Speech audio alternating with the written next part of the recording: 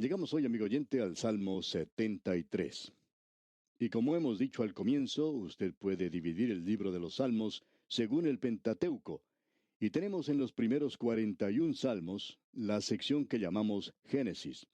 Luego vimos la sección que es conocida como la sección de Éxodo. Esa sección, digamos de paso, comenzaba con el Salmo 42.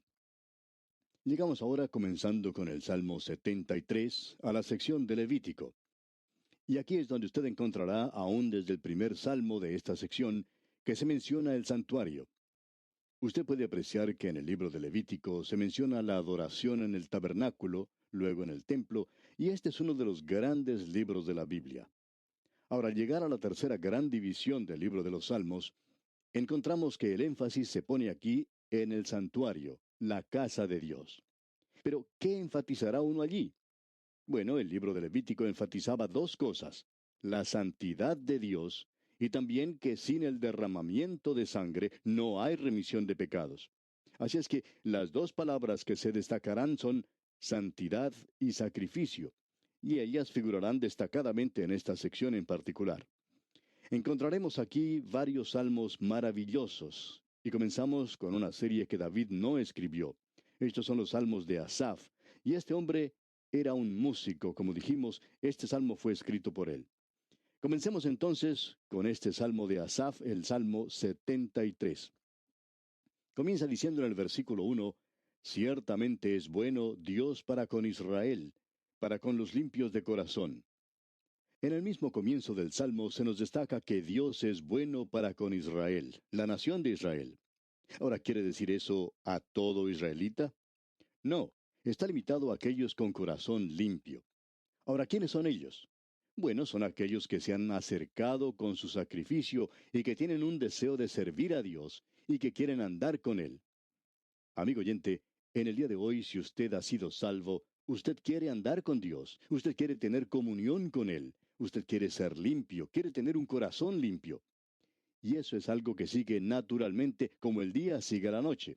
Usted no puede llegar a Cristo y aceptarle como Salvador y continuar viviendo como antes.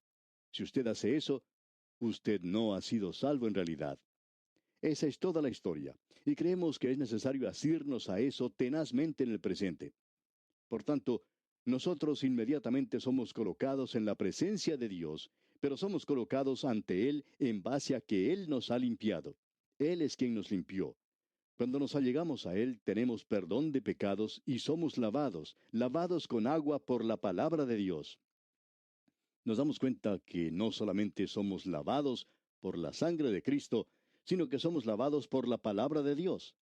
La palabra de Dios nos santifica, y luego queremos andar bien, agradándole a Él. Este hombre, pues, se allegó a la presencia de Dios y podía decir: Dios es bueno para con Israel. Ahora él tenía un problema, y creemos que este podría ser su problema, como lo es mío también, o quizá no sea suyo, pero por cierto que es mi problema.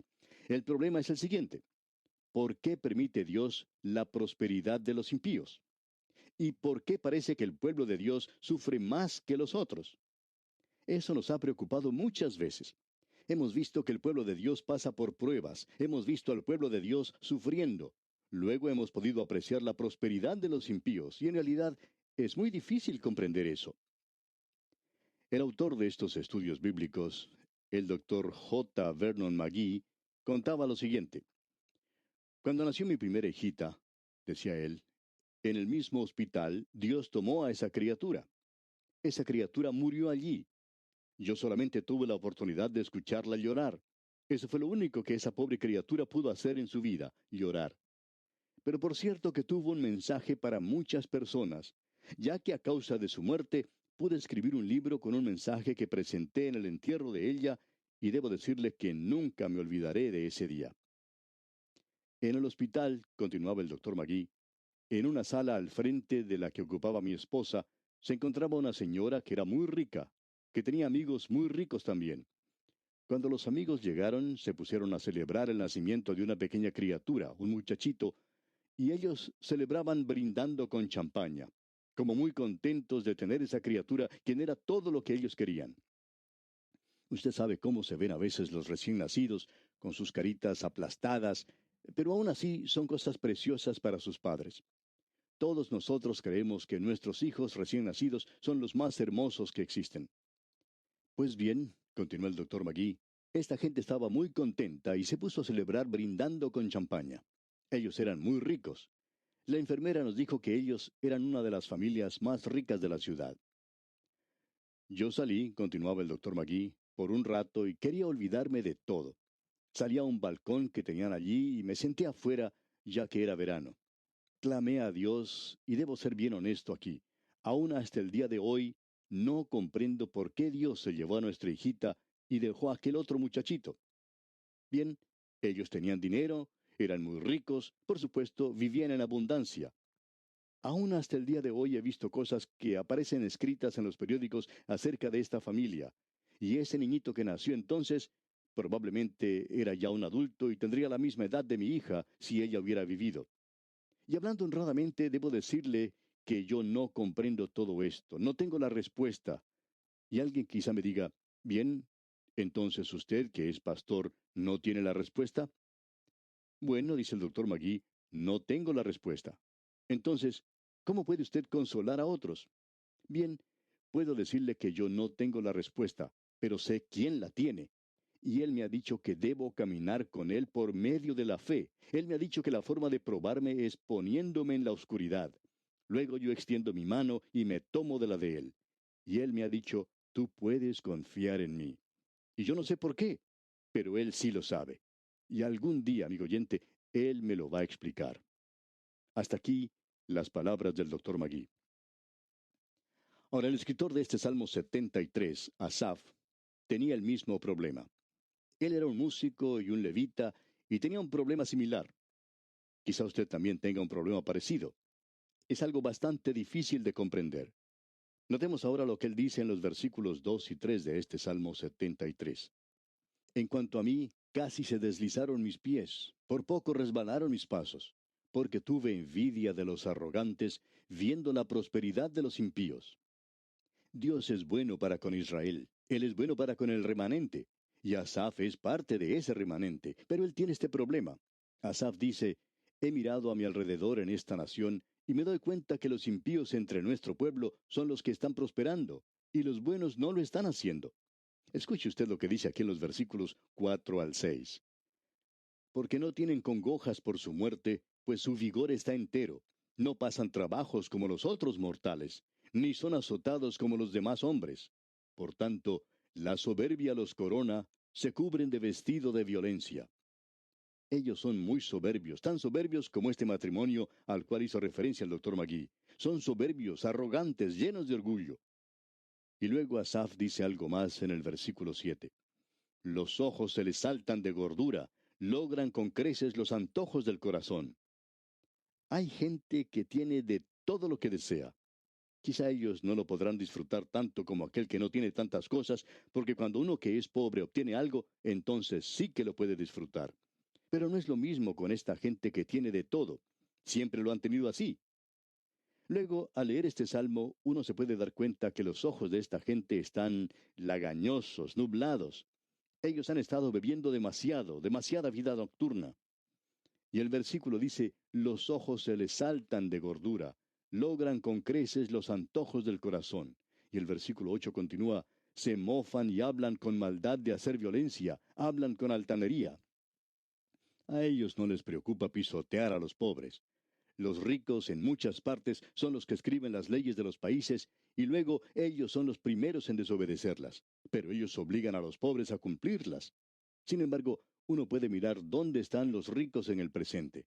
Ellos no están siguiendo la línea que se ha trazado, pero que usted y yo debemos seguir. Esto es algo que a uno le puede amargar cuando mira alrededor de uno. Notemos ahora lo que dice el versículo 9. Ponen su boca contra el cielo y su lengua pasea la tierra. Uno puede escuchar a los ricos en el presente.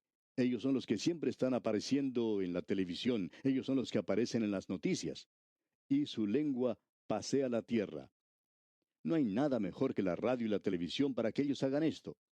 Luego el versículo 10 dice, por eso Dios hará volver a su pueblo aquí, y aguas en abundancia serán extraídas para ellos. El pueblo de Dios tiene que pagar impuestos hasta la muerte. están en dificultades, tienen que pagar por todo. Se nos ha dicho que hay gente rica que no tiene que pagar impuestos de ninguna naturaleza. No hemos descubierto todavía cómo lo hacen, pero parece que todo les sale bien a ellos. Ahora el versículo 11 de este Salmo 73 dice, y dicen, ¿cómo sabe Dios? ¿Y hay conocimiento con el Altísimo? Ellos no tienen ningún interés en Dios, no saben nada acerca de Él, y preguntan, ¿y hay conocimiento en el Altísimo? Ellos no están interesados en Dios, su dinero es su Dios.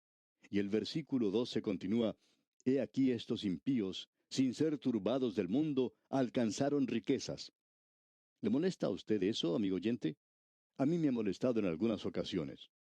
Escuche ahora lo que dice el versículo 13. Verdaderamente en vano he limpiado mi corazón y lavado mis manos en inocencia. Asaf está diciendo, yo he tratado de vivir para Dios, pero parece que esto no trae ningún beneficio. Y luego leemos en los versículos 14 al 16, pues he sido azotado todo el día y castigado todas las mañanas. Si dijera yo, hablaré con ellos, he aquí a la generación de tus hijos engañaría. Cuando pensé para saber esto, fue duro trabajo para mí.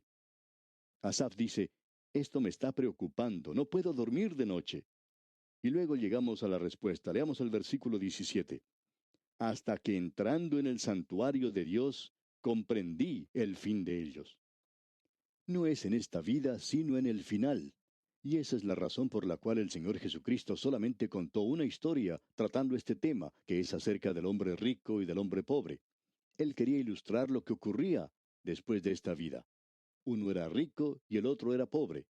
Y amigo oyente, si usted no se allega a la palabra de Dios, usted va a amargarse mucho si mira la injusticia que existe.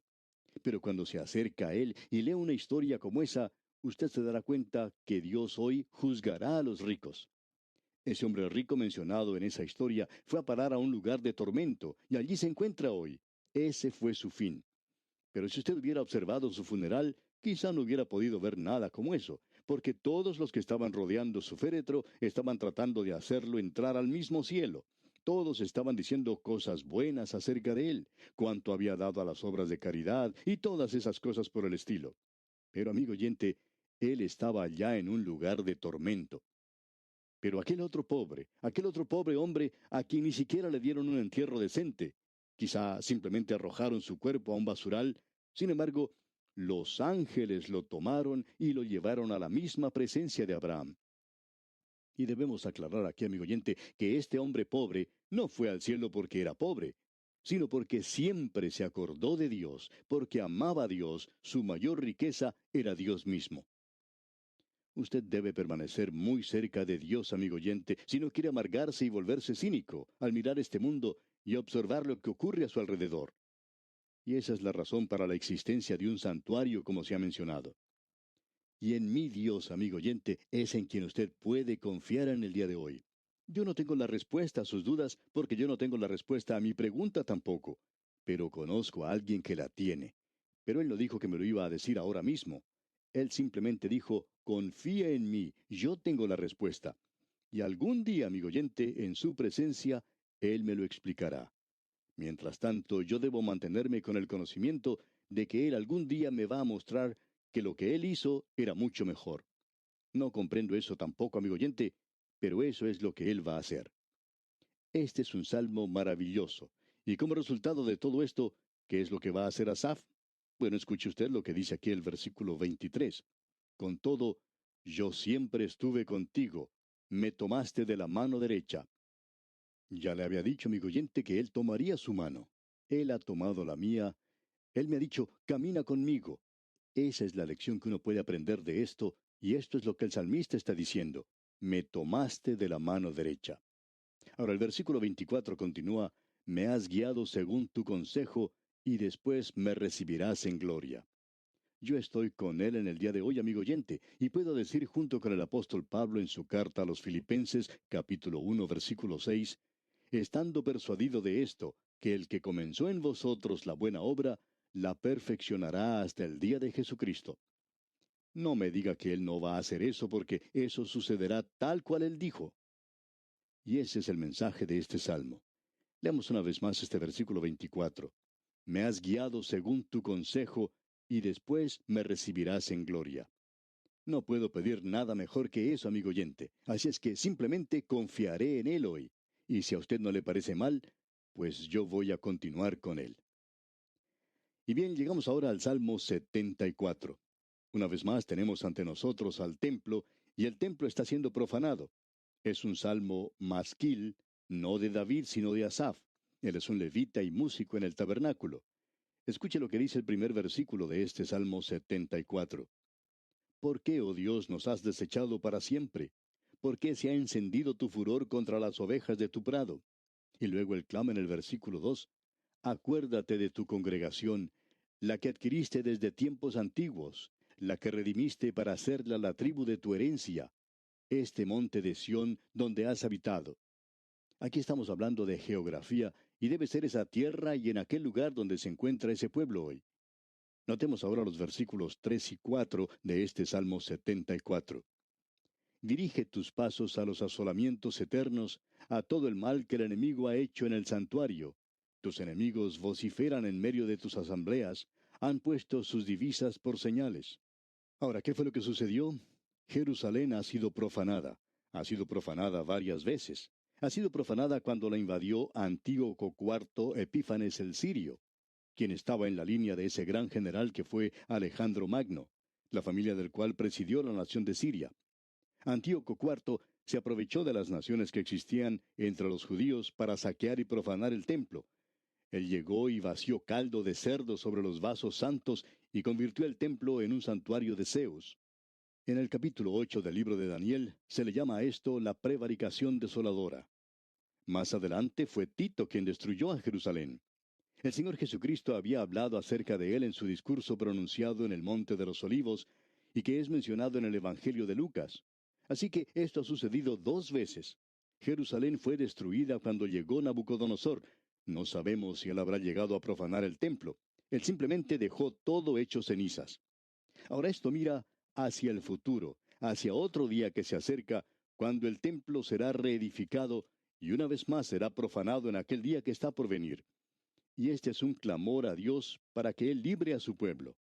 Usted puede imaginarse lo desanimados, lo desalentados que ellos estarían cuando Nabucodonosor destruyó el templo y quemó la ciudad. Ahora notemos lo siguiente aquí en el versículo 12. Pero Dios es mi Rey desde tiempo antiguo, el que obra salvación en medio de la tierra.